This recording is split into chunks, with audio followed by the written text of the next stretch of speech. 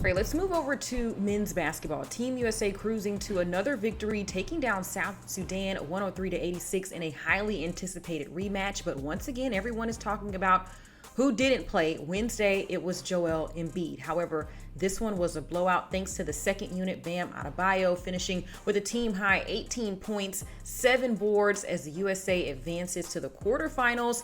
How much was that first matchup, Rodney, against South Sudan maybe a wake-up call for Team USA to really kind of take things seriously moving forward in the Olympics?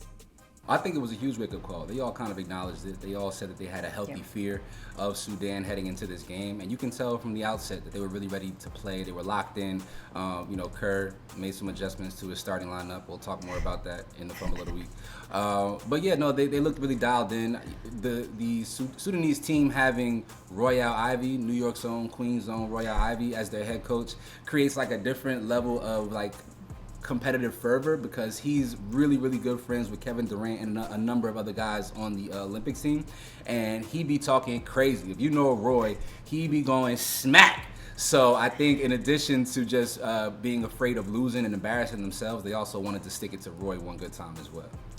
Yeah, and I mean, there's no one doubting that Team USA is arguably the most talented team right now in the Olympics. Arguably? Who gonna create a different argument? Who gonna say something different?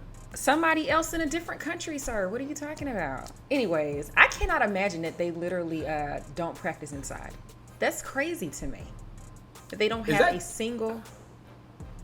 Yeah, but they don't. This team wasn't put together necessarily in Sudan. A lot of these players on this team are American. So I think that the team represents the country, but I'm pretty sure they've had training in a real gym. I just want to be clear about that. No, that is what they said. It is being reported that they have no indoor practice facilities. So in the country? Training outside. In the country, yes. But they weren't training in the country, were they?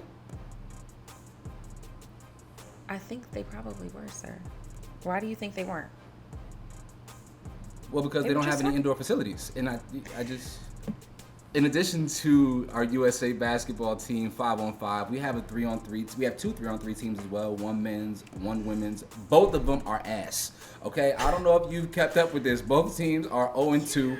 The men's team, they have Jimmer Fredette, who I know, but they have Kenyon Barry, who's ironically a child of Rick Barry. I didn't know Rick Barry still had kids young enough to play sports. Kareem Maddox and Dylan Travis. Those are the 4 names for our men's 3-on-3 basketball team, none of which are recognizable, none of which are elite athletes. And the 3-on-3 basketball game is super quick twitch. Like, you take it out of the net, you run back to the 3-point line. It's like very, very fast moving. And they don't have athletes of an elite caliber that represent basketball in America. I don't know how they choose these players.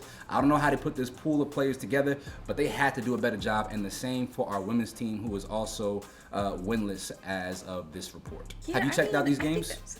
I have, and I think that that's just so stunning to me that, especially the women's team, I'm like, we can't win a 3-on-3?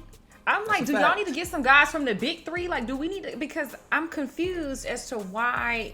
Is it coaching? Are they just, because there's no way y'all are 0-2 right now. I think it's a different game. It's an entirely different game. It's not, there's no, like, it's not a you score a basket, you check up. No, it's like the ball goes through the net, you gotta move quickly. And maybe the pace of the WNBA game, which Caitlin is slowly changing, by the way, is just a little bit more slow and subdued than what this experience is. And so these players are having a rough time adjusting. But again, I mean, they have 3 WNBA players and Haley Van Lith, 3-time transfer in college basketball, and it just doesn't seem to be like a winning formula or recipe. I wish they would get it together, though, because we can't be losing in anything basketball related. This is an atrocity.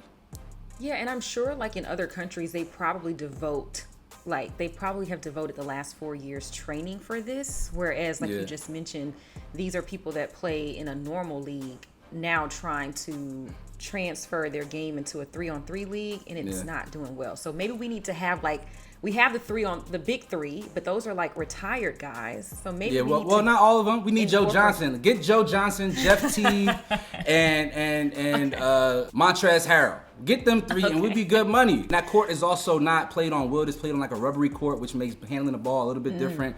There are some slight adjustments that have to be made from just the court that they're playing on. But regardless, inexcusable. We should not be losing. Y'all let us know your thoughts on Team USA, but also our 3-on-3 team being ass.